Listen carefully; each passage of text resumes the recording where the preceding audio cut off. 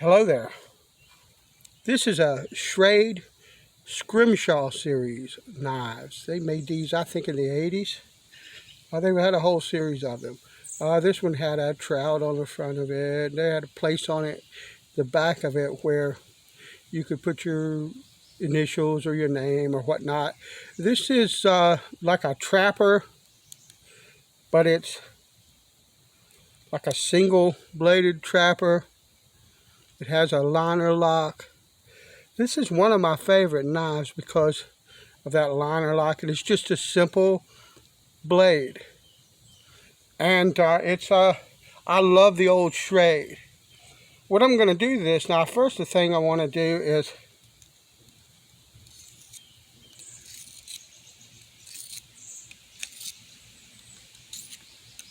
I want to blunt it really, really good.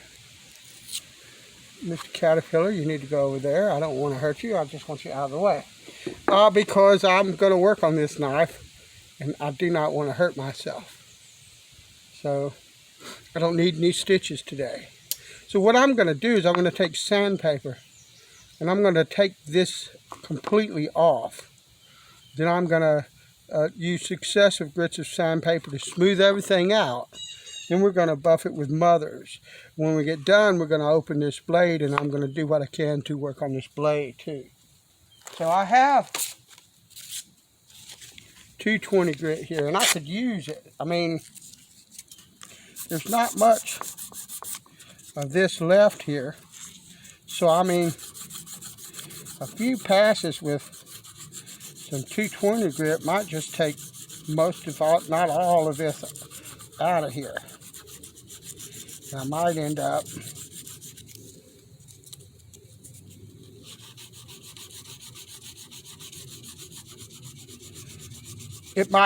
pretty simple and easy.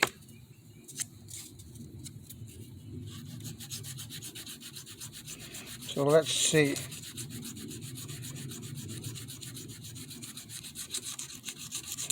And I'm not really worried about this being absolutely perfectly flat. You won't be able to see it with your eyes or really feel it with your hands. It's not like if you were like polishing an instrument out or something so that you could put a finish on it and buff it to a high gloss. This is a small area, and there's not going to be any issues when it comes to that. But I mean, I want clean paper when I go to work on it, and I want to constantly clean it because it loads really fast from this Delrin that these scales are made from. But I want all of that gone, and I'm just going to go to a plain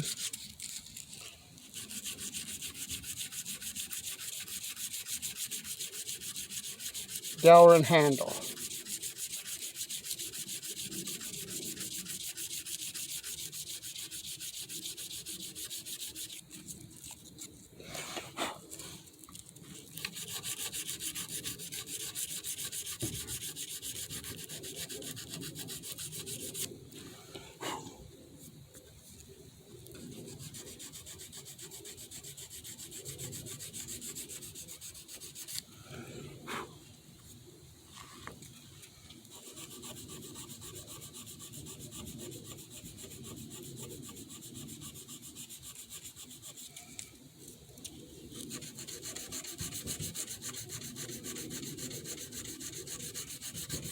I don't know if you can even see exactly what I'm doing, but yeah, basically I'm just trying to smooth this out.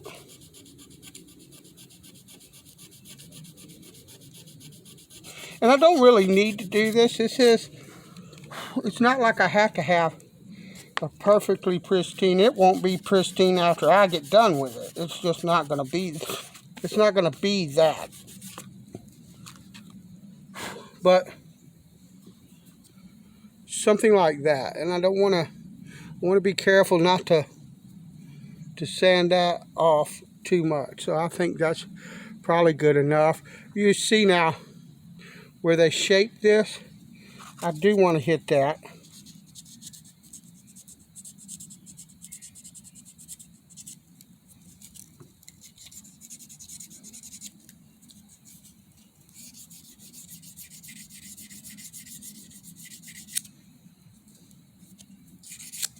I want to hit this edge so that it's rounded and not gonna end up rough. It's an old knife. I still want it to feel old in my pocket. You know, we've got some scratches on the bolsters. That won't matter. Matter of fact, I'm gonna do this number and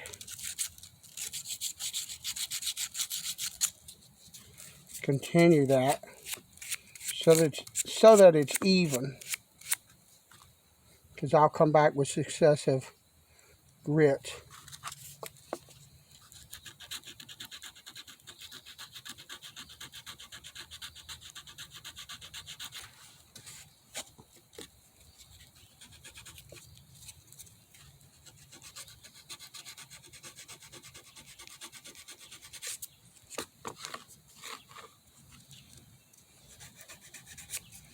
I just want to get it nice and clean. So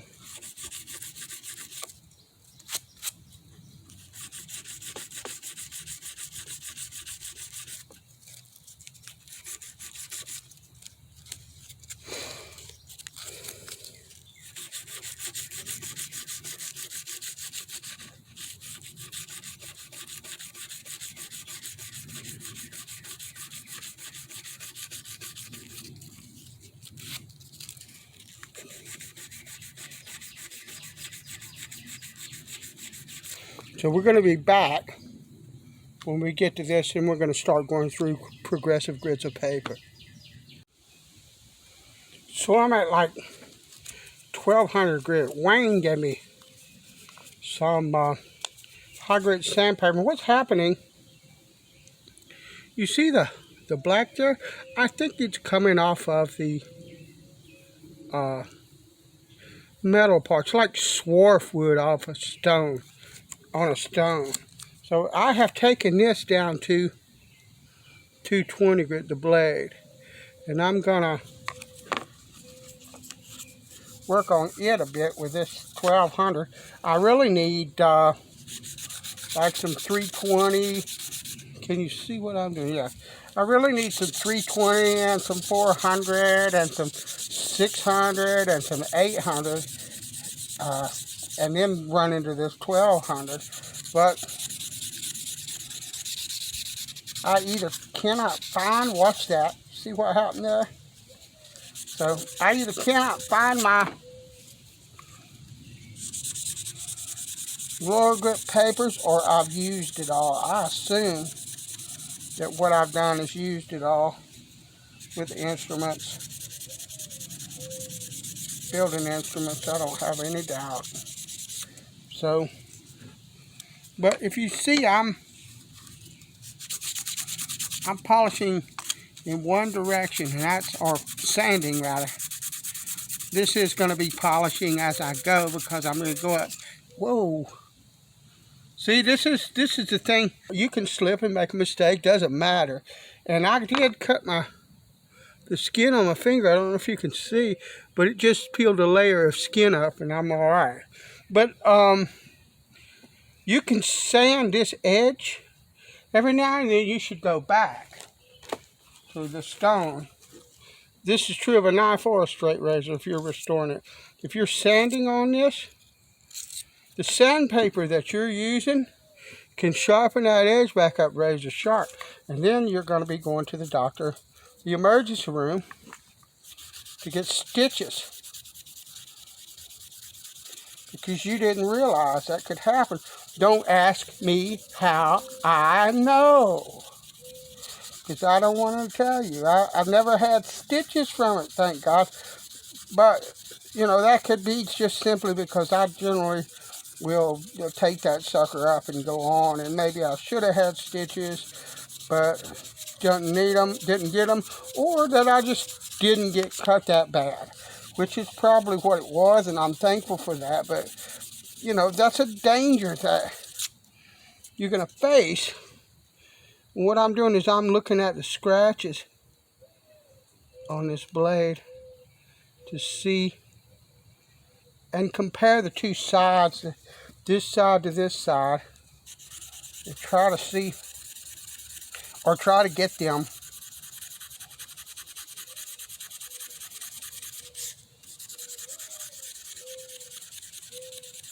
as closely matched to one another as I can possibly get. Now, I'm hoping that this darker stuff will go away as I progress up the grits. If it doesn't, I'm hoping that it'll go away when I buff it, but I really don't have any way to know, and I don't have any choice. And if you look, the back of this blade has got some marks on it. I don't know if you can see it. It got some discoloration. And of course, we've got discoloration all along here. I'm not trying to make this perfect because honestly, that right there will come right back really, really fast. Just trying to clean the thing up really as nice as I can, what I'm doing. And I'm taking soapy water and trying to wash that off. We'll see though. But anyway, that's the 1200. I already did the scales up to 1200. And so we're going to move up to the 1500. Thank you, Wayne. You know, I wouldn't be able to come up this far with sandpaper if it wasn't that you sent me this. And you can stop at like 2000 or 1200 or 1500 and buff. With the buffing, with what I would use is, what I'm gonna use is Mother's.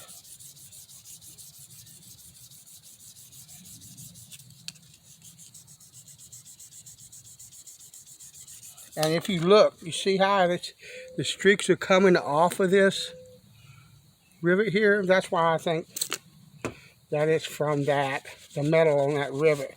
But I don't care. I want to polish those rivets to the same degree as everything else. And so it's going to get what it gets. And it's going to do what it's going to do. In actuality, I'm going to close this until I get done with the scales and the bolsters and stuff like that, just for safety's sake. And I'm just going to go on through these grits progressively until I finish at 3000, and then we will start to buff, and that includes the blade.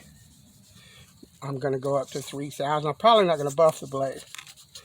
I think a 3000 grit finish will look just fine on the blade. I'm not looking for ultra polished shiny blade, but I'm going to continue on with this. When I reach the point that I want to with it, then we'll go to the buff, to the polish to buff it. Alright, this is to 3000. I don't see any point to polishing that blade, but I may try. There's a couple of water spots that would not come out of the blade.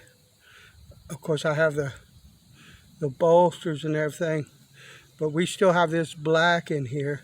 We're going to see if good old Mothers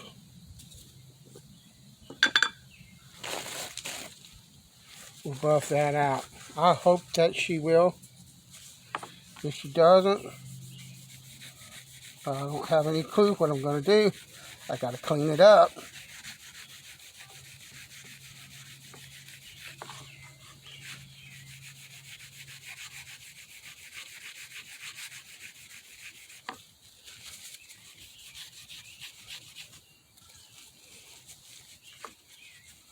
yeah, I think, over buffing, that it will come out of there. We're going to find out.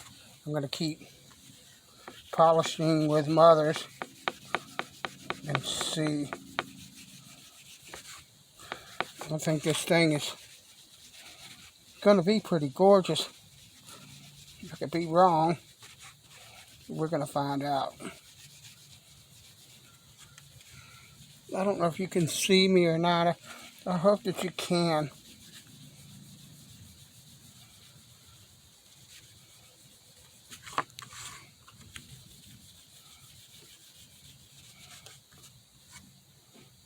Let me see.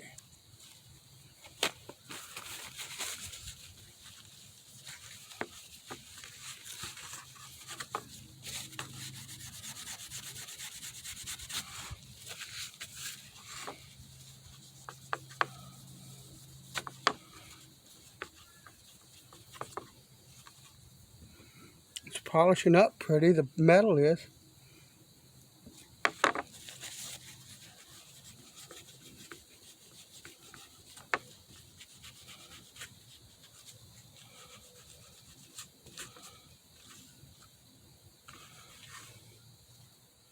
I'm just going to keep polishing, polishing, polishing until that goes away. We'll be back with the finished product. And here's the finished product.